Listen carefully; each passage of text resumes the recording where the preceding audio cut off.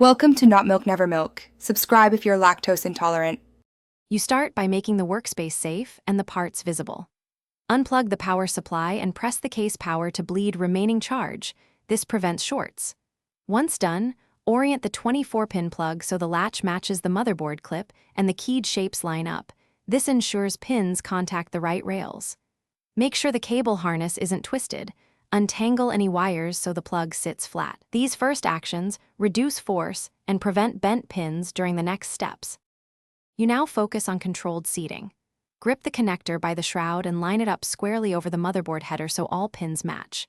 Press down steadily in the middle first, then smooth out toward the edges. This prevents one side from entering before the other.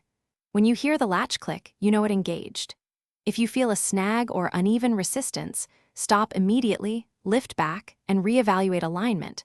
Forcing it risks bending pins or breaking the plastic clip. Finish by visually confirming the 24-pin plug sits flush and the latch is fully engaged. You should not see exposed contacts. Once confident, reconnect the PSU to power and perform a power-on self-test to verify the system posts and fans spin. If the machine won't boot or shows unstable voltages, shut down and disconnect power. Reseat the connector, inspect for bent pins or broken latch, and if needed, test with a known good PSU.